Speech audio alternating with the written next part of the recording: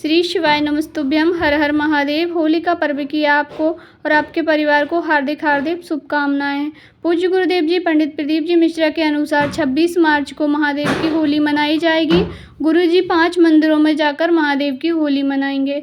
तो हम सभी को भी 25 और 26 दोनों ही दिन, आपको जो दिन उचित लगे उस दिन महादेव की होली मना सकते हैं। आप जिस भी मंदिर में जल समर्पित करने जाते हैं, या तो आप भी 5 मंदिर में जा सकते हैं, अन्यथा आप जिस मंदिर में रोज़ जल समर्पित करने महादेव जी को जाते हैं उसी मंदिर में आप महादेव की होली मनाएं। इससे सारे संकट कष्ट दूर होंगे। जो भी कामना होगी आपकी वह पूरी होगी। माता लक्ष्मी का आशीर्वाद प्राप्त होगा, भगवान भोलेनाथ का आशीर्वाद प्राप्त होगा। करना क्या है, 1 लोटा शुद्ध जल ले लेने हैं अपना घर का, और जल आपको इस बार तांबे के कलश में नहीं लेकर के, आप कलर मिलाएंगे ना इसमें, इसलिए आप इसमें स्टील का कलश रख लीजिएगा।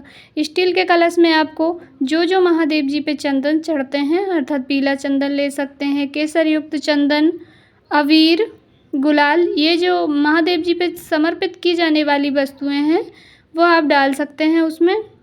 या तो आप केवल पीला चंदन और लाल चंदन भी डाल सकते हैं, या जो चंदन आपके पास है जिसका आप रोज़ महादेव को तिलक लगाते हैं, त्रिपुंड लगाते हैं, वह आप ले लीजिए। उसको उसी जल कलश में डाल लीजिए। डालने के बाद 1 लोटा शुद्ध जल भी लेकर जाना है आपको, और 1 कलश अक्षत, 1 कलश जो जल आपने बनाया है चंदन वाला वह लेकर जाना है, और 1 कलश शुद्ध जल लेकर जाना है। 2 लोटे लेकर के जाइएगा आप मंदिर। 25 को भी जा सकते हैं, 26 को भी पहुंच जाएं। पहुंचने के बाद आप जैसे जल समर्पित करते हैं गणेश जी, कार्तिकेय जी, माता सुख सुंदरी, माता पार्वती का हस्तकमल, भगवान भोलेनाथ की शिवलिंग, इसी प्रकार से आप जल समर्पित कर दीजिए चंदन वाला जो आपने मिला करके रखा है। जल समर्पित करने के पश्चात जल जलाधारी से नीचे होकर के जाएगा, वहाँ से थोड़ा सा जल पहले झेल लीजिए। वही कलर वाला जल आपको झेल लेना है। उसके पश्चात जो शुद्ध लोटा जल आप 1 लेकर के गए हैं उसको आप महादेव जी की शिवलिंग पर समर्पित कर दीजिए, अर्थात आपने भगवान जी का स्नान भी करा दिया है। कलर करने के बाद, होली खेलने के बाद आपने भगवान जी का स्नान भी करा दिया है।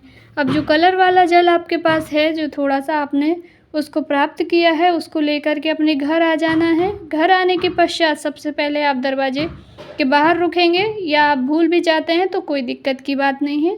सबसे पहले आप अपने मुख्य दरवाजे पर उस कलर के या तो थोड़े से छींटे दे दीजिए, या तो आप एक बिंदी भी लगा देंगे तो भी पर्याप्त है, या तो आप उसका छिड़काव कर दीजिए।